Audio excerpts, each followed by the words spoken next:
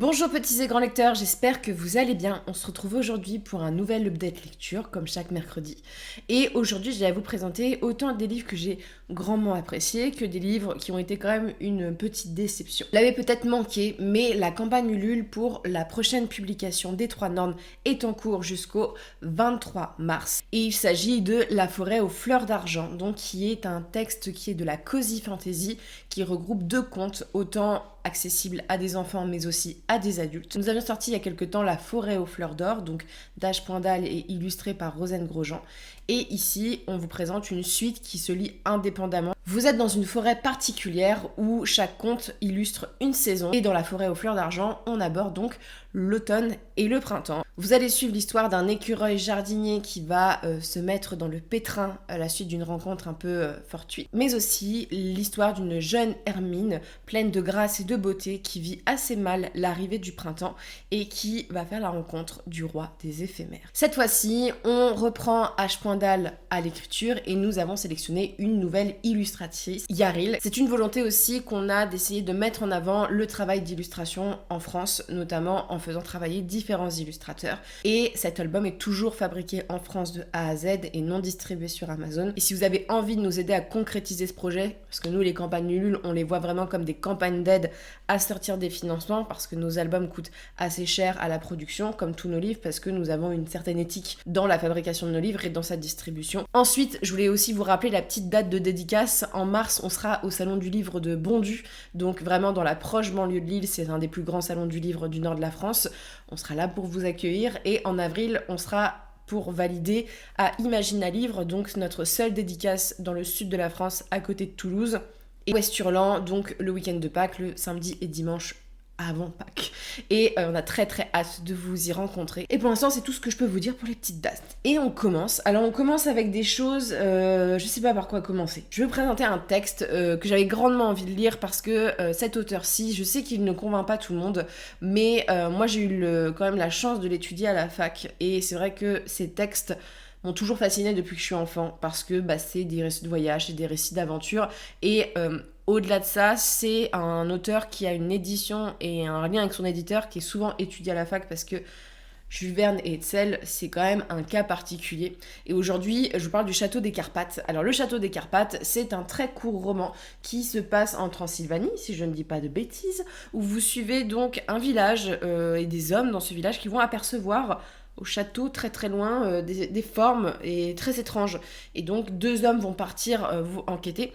Et l'un d'eux va être extrêmement blessé lors de ceci, va être renvoyé. Et de là va venir un homme qui va enquêter. Alors, c'est vrai que le récit est court et ça arrive assez tardivement, mais c'est dans le résumé. Donc, je pars du principe que c'est pour donner envie aussi aux gens. Mais sachez que vous avez 2 parties au roman, cette première enquête et la seconde enquête.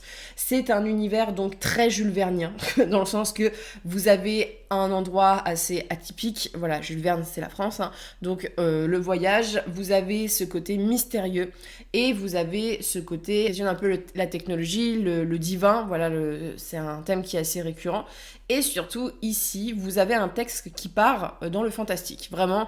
On s'attend à trouver quelque chose qui est la résurgence de toute la littérature classique fantastique. Vraiment, plus la Transylvanie, c'est quand même un repère à l'imaginaire assez bouillonnant avec Dracula et de nombreuses créatures. Et le texte, en fait, m'a pris à revers et j'étais contente parce que c'est ce que j'attends de Jules Verne. On retrouve une lecture beaucoup plus scientifique dans le texte. Alors, je vais pas vous spoiler la fin, mais la fin fait que le texte est intéressant parce qu'il y a un rebondissement. Alors comme je vous le dis, c'est un texte qui a une grosse mise en place, on a du temps à savoir ce qui se passe. On va avoir 2 histoires qui s'imbriquent et dès qu'on a en fait l'arrivée de ces histoires qui s'imbriquent, on se dit ça sent mauvais pour une fin époustouflante, une fin explosive, voilà, une fin qui rappelle un peu le travail de Jules Verne en soi. Et c'est un texte que j'ai beaucoup aimé parce que pour moi, c'est l'essence même de ce qu'est Jules Verne, c'est-à-dire un auteur qui arrive à mélanger les genres littéraires et à inspirer la science dans l'imaginaire. Et c'est un truc que je trouve passionnant parce que cette lecture-ci, il faut le remettre en contexte. C'est un texte qui est sorti au 19e. On est en plus sur des éditions, c'est pour ça que j'aime bien ces petites éditions. Elles sont déjà très mignonnes, moi je les adore. Mais on retrouve donc les illustrations d'Hetzel. Le travail d'Hetzel est dépendant du travail de Jules Verne. C'est pour ça que dans beaucoup d'éditions, on a ces illustrations très marquantes de l'époque et qui ont fait le succès de cette époque-ci. Et moi j'étais emballée parce que déjà, c'est une belle plume, faut dire ce qui est. Ça se lit bien, c'est bien composé. Le langage est développé, ce genre de choses. Il y a de l'aventure, il y a du mystère, et surtout des rebondissements. Alors, il en reste que c'est le 19e, donc vous avez quasiment aucun portrait de femme dans le texte, sinon ce sont des femmes qui sont de leur époque. Vous êtes aussi sur la dénonciation de choses qui peuvent paraître un petit peu mal vues aujourd'hui, dans le sens que les gens en Transylvanie ont des croyances très très très importantes, voilà, et c'est encore le cas dans les pays de l'Est où la croyance a quand même un gros impact sur les populations.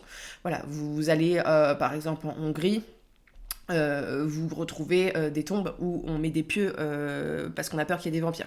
C'est institutionnalisé dans les mœurs. Et là, on a une sorte de dénonciation, du moins, il y a un homme beaucoup plus riche, élevé, qui n'est pas de cette origine-ci, qui va prouver que ces gens ont tort et que ces gens sont un peu bébêtes de croire à ça. Alors, ça va un peu plus là, mais il y a cette lecture que tu peux faire qui est assez vieillissante. Alors, Jules Verne, faut remettre dans son contexte, c'est un peu un auteur de boys adventure, donc voilà, les petits garçons lisaient Jules Verne en général, et les petites filles lisaient Les Malheurs de Sophie à l'époque. Et donc, c'est vrai que ça reprend des clichés qui ont parfois mal vieilli, mais là, du point de vue scientifique et du point de vue mystère, je trouve que le Château des Carpates, en plus c'est très court, se lit très vite.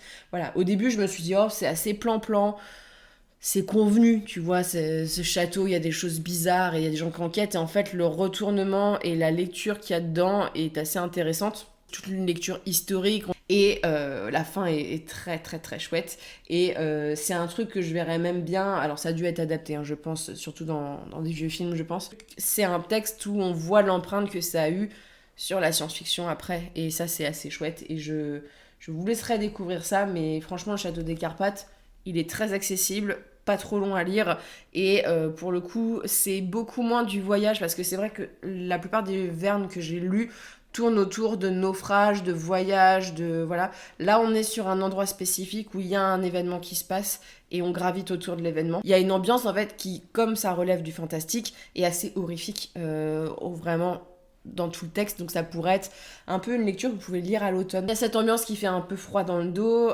mais sachez que le début est long, et surtout la quatrième spoil beaucoup, mais pour donner envie, il faut quand même dire qu'il y a un mec un peu plus précieux qui vient intervenir, voilà.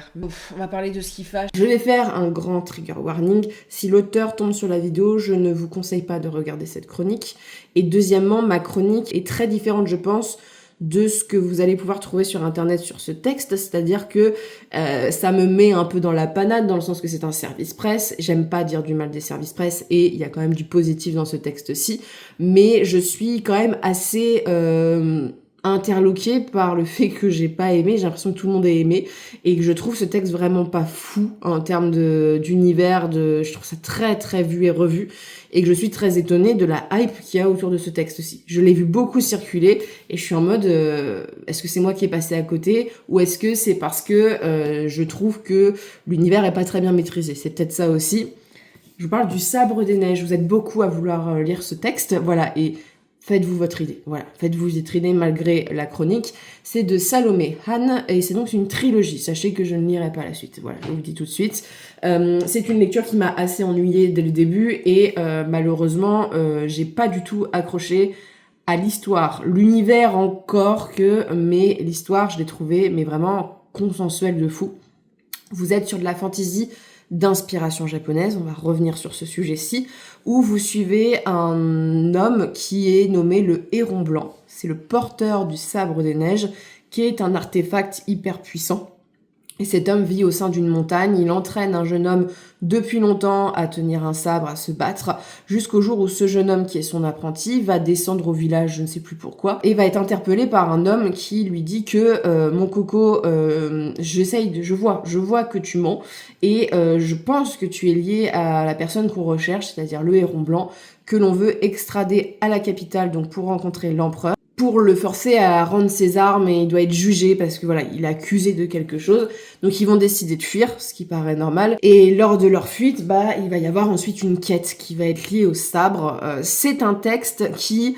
je suis très étonnée, mais fait très fantasy années 80-90, du fait que c'est une histoire très convenue de recherche d'objets. Ça me fait penser à des textes comme ce que j'ai lu à l'époque sur l'arcane des épées, ce genre de choses. Donc j'ai un peu perturbée que ça sorte aujourd'hui.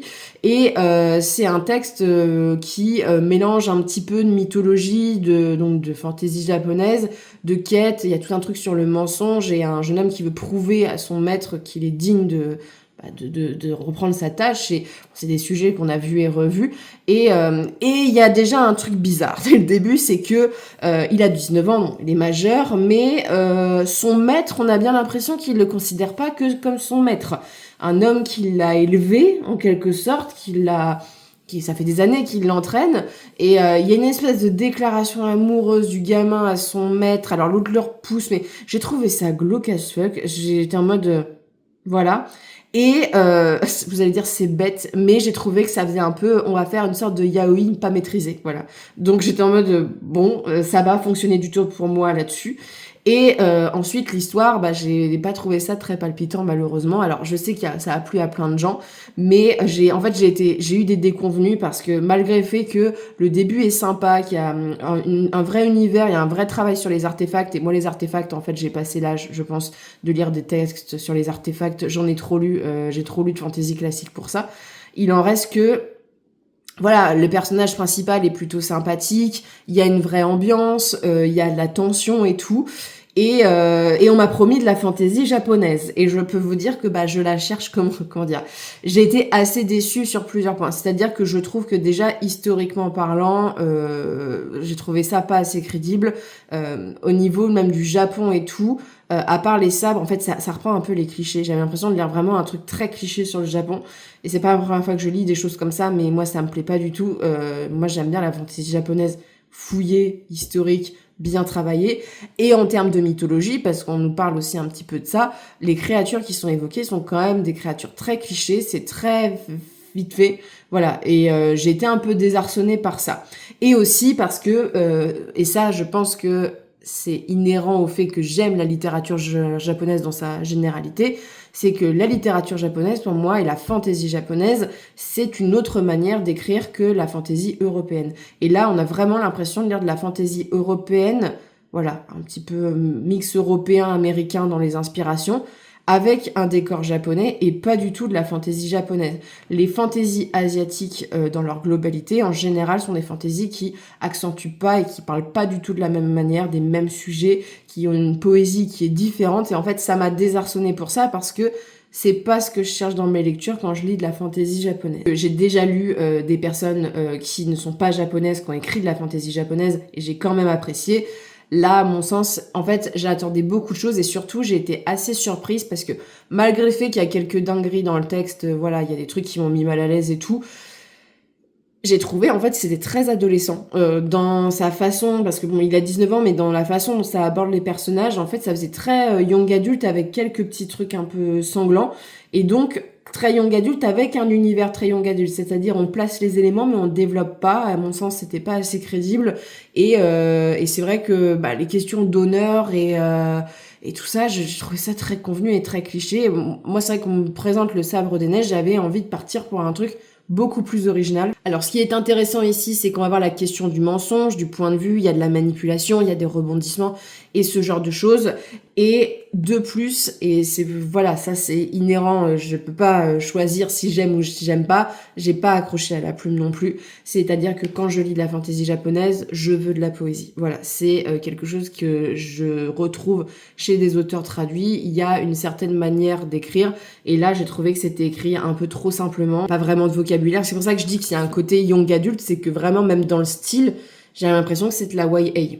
De plus, alors ça je ne sais pas pourquoi, Albin Michel, ils ont changé leur charte graphique, il n'est pas du tout de la même charte graphique que les fantaisies que je lisais habituellement. Alors est-ce que c'est une sous-collection, je n'en sais rien, mais que ça soit au niveau des thèmes, du traitement de l'univers et même de la profondeur du récit, de la plume, je trouve ça beaucoup plus young adulte que ce que j'ai lu habituellement chez Albin Michel. Donc voilà, peut-être que ça plaira plus aux adolescents. Et voilà, j'ai un moment, les clichés c'est bien, mais quand il y en a trop, voilà, quand tu peux prévoir les dizaines de pages qui arrivent après, c'est assez redondant. Alors, comme je vous dis, c'est pas mon avis qui prime. Hein. Il y a beaucoup de gens qui ont aimé. Voilà, on peut pas toujours aimer tout ce que tout le monde aime. Et je suis assez déçue parce que moi, j'aime bien mettre en avant les auteurs français. Et en plus, c'est une vraie prise de risque de proposer quelque chose qui n'est pas de la fantaisie européenne. Mais là, pour le coup, c'est vraiment trop consensuel pour moi. Et j'accroche pas, quoi. Par contre, toujours chez Albin Michel que j'ai eu en service presse, j'ai fait une lecture. Alors c'est très drôle parce que celui-ci, je l'ai demandé et j'ai pas apprécié. Par contre, l'autre, je ne l'ai pas demandé. C'est un envoi qu'on m'a fait et que j'ai quand même lu et j'ai adoré ma lecture. Mais vraiment, j'ai passé un moment de lecture, j'étais en mode... C'est vachement bien. C'est donc Alice au pays des idées, donc de Roger Poldroy. Alors comme vous le savez, Albin Michel, ils ont aussi pas mal de collections qui sont en rapport avec... tout ce qui est livres pratiques ou du moins les témoignages, des choses qui sont de la non-fiction. J'aime bien la non-fiction.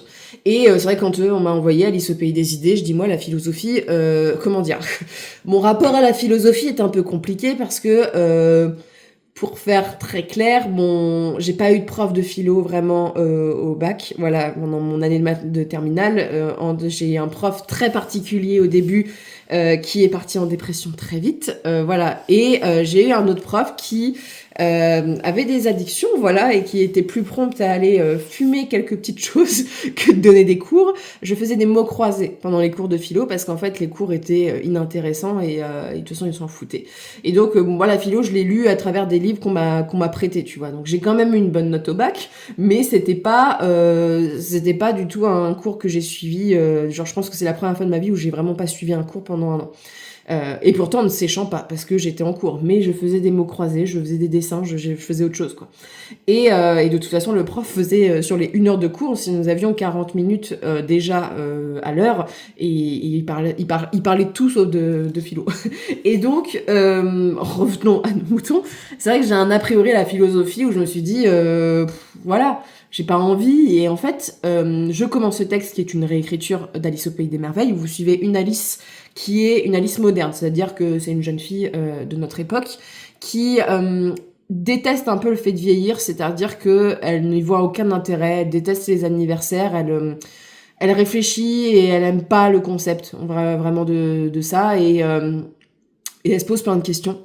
Et elle va tomber dans un trou, comme la vraie Alice, et elle va tomber au pays des idées, sauf que le pays des idées, c'est un pays très différent de ce qu'on peut avoir l'habitude dans Alice au pays des merveilles. Elle va rencontrer des personnages qui sont des réécritures, on va dire, des personnages fondamentaux, type le chapelier est un kangourou, par exemple. Nous avons plein de remplacements. Bon, il y a quand même la reine rouge qui prend une autre forme, vous savez, la reine blanche et tout. Il y a pas mal de choses qui sont vraiment intéressantes pour les gens qui aiment Alice au pays des merveilles. On va lui dire que si elle veut sortir de ce monde-ci, elle va devoir comprendre en quelque sorte le monde, et elle va rencontrer les grands penseurs. C'est-à-dire qu'elle va être transportée auprès des grands penseurs et elle va parler avec eux. Et c'est un texte qui, au-delà de cette histoire, qui a quand même un fil narratif pendant tout le texte, on rencontre les grands philosophes de l'époque, dont on va commencer par l'Antiquité, et je me suis dit, petite Lorraine, elle se souvient encore pas mal de choses, parce que l'Antiquité, je maîtrise, voilà, mais tous les auteurs antiques, et on va passer ensuite à des auteurs un petit peu qui ne sont pas que de la pensée chrétienne, parce qu'on va parler aussi de religion dans le texte, on va aussi voyager un peu dans le monde avec différents systèmes de pensée, où Alice va essayer de comprendre, de dire mais ça me paraît crédible, et qui comparer un petit peu avec les autres penseurs qu'elle rencontre, et donc il y a forcément des rebondissements, et elle va donc traverser tous les siècles jusqu'à, je crois qu'on est un peu après Nietzsche après, parler par exemple de Freud, et puis on va aller même jusqu'à la Seconde Guerre mondiale avec les pensées de l'Allemagne de l'époque. Et donc c'est un texte que j'ai déjà aimé parce que le principe, moi je le connaissais pas. Alors a priori il y a un livre, vous avez pas mal à l'avoir dit, d'une jeune petite fille qui a été un classique, mais je pense avant ma naissance, qui a été un classique d'une petite fille qui rencontre des philosophes et tout. Là, c'est une vraie réécriture d'Alice au Pays des Merveilles. Et là, c'est vraiment du dialogue avec les philosophes où ils ont chacun une personnalité. Et même, par exemple, Alice va tomber en quelque sorte amoureuse de Rousseau, qui était connu pour être un séduisant et va avoir, en fonction des caractères des gens, va apprécier plus ou moins les personnages. Et donc, on a même des endroits où les grands penseurs se croisent et tout. Et c'est vrai que déjà, moi, ça a bien fonctionné parce que je trouvais que le texte était original, parce que moi, je connaissais pas forcément ça. Et surtout, j'ai surtout trouvé la manière dont c'était abordé très simplement. C'est naturel. Moi, le bouquin, je l'ai lu en 2-3 jours. Genre, vraiment, je me suis pas lassée à lire des concepts philosophiques. Étonnant, qui s'y attendrait. Et surtout, je trouvais le texte assez pertinent sur le fait qu'on s'attendrait à lire des choses très consensuelles sur l'Antiquité, sur les grands penseurs. On voyage quand même un peu partout dans le monde, notamment la vision de l'islam, la vision du bouddhisme et ce genre de choses. Et j'ai trouvé ça aussi pertinent. Alors même si on axe vraiment sur la France et tout, on a quand même d'autres propositions. Et le texte n'est jamais vraiment dans le jugement. Alors même si l'auteur va dénoncer parfois certains auteurs, notamment avec des faits de leur propre vie ou avec certains systèmes de pensée qui peuvent être limite, mais il juge pas vraiment, en fait. Il tente d'expliquer pourquoi on pensait ça à cette époque et ce genre de choses, jusqu'à, cette Alice qui va grandir, qui va comprendre, qui va assimiler, questionner. Et donc, on se questionne avec elle et c'est vachement bien construit pour ça. Franchement, j'ai été convaincue. Je vous dis, je suis la première étonnée à avoir apprécié un livre de philo. Et pour le coup, alors, c'est vrai qu'à un moment, le début est assez posé et tout. À l'époque des Lumières et tout, là, on commence à avoir beaucoup de penseurs, donc il faut s'y retrouver et tout, mais si t'es bien concentré, il n'y a pas de problème. C'est un bouquin, moi, que je recommande à faire lire à tous les ados qui passent le bac, parce que déjà, ça rebalaye un peu les grands concepts, notamment avec des concepts qui sont très compliqués. Alors, on va pas non plus faire des biographies des concepts des auteurs, ça reste de la généralité, mais ça permet de remettre en contexte aussi certains concepts, dépendant d'une période, dépendant des points de vue, savoir aussi qu'il y a beaucoup de grands auteurs qui sont entremêlés les uns aux autres par leur pensée politique parce qu'ils se sont côtoyés ou parce qu'ils étaient en opposition. Dit en quoi certaines pensées philosophiques sont plus faciles à aborder, du moins plus faciles à accepter nous en tant qu'humains parce qu'elles demandent moins de sacrifices ou voilà, ce genre de choses. Il y a des choses qui sont plus acceptables que d'autres. Et ça dénonce aussi les courants de pensée, en quoi ils ont été instrumentalisés, en quoi ils ont pu être dangereux aussi. Et donc, voilà, c'est un truc très global. Voilà. Moi, je répète, une lectrice qui n'est pas du tout calée en philo et qui est pas forcément intéressée par ça en premier abord. Et je trouve que pour quelque chose de généraliste, ouvert au grand public, c'est super. Après, je me mets dans la tête de gens qui sont quand même très conscients de ces questions-ci, qui aiment ça. C'est un balayage très en surface. Mais il en reste que j'ai apprécié. Et je trouve que même la réécriture d'Alice au Pays des Merveilles, parce que moi, autant j'aime pas les Disney, Alice au Pays des Merveilles, autant j'aime le texte de base, je trouve qu'elle est plutôt bien faite et il y a pas mal de clins d'œil un petit peu à l'univers de Lewis Carroll et la façon dont c'est fait est beaucoup plus originale que certaines réécritures que j'ai pu lire.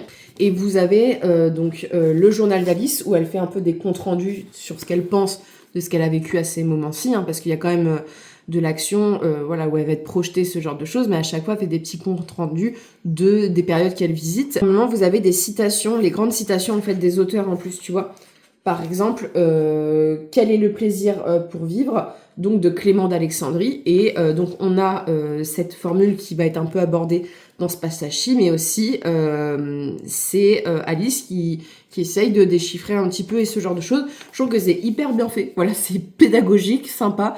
Et je comprends pourquoi on me l'a envoyé aussi. Parce que je pense que pour tout esprit curieux et qui a envie d'apprendre des choses et de façon divertissante et pas trop lourde, c'est sympa. Et j'ai pas l'impression que le texte est très politisé en soi. C'est vraiment il n'y a pas de jugement, je trouve, de la part de l'auteur sur certains concepts.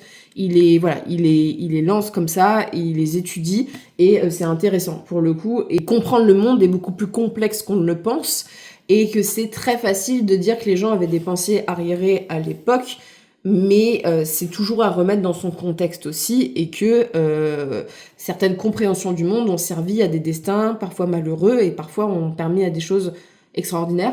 Donc voilà, c'est hyper intéressant et en plus ça m'a fait retravailler un peu mes cours de littérature parce que, mine de rien, beaucoup d'écrivains que vous étudiez à la fac de lettres étaient aussi des philosophes. Donc voilà, j'ai retrouvé mon petit Montaigne, ça faisait longtemps. Et même des auteurs comme Montaigne, qui sont pas forcément des auteurs très faciles d'appréhension, bah là, je trouvais que ça se lisait plutôt bien.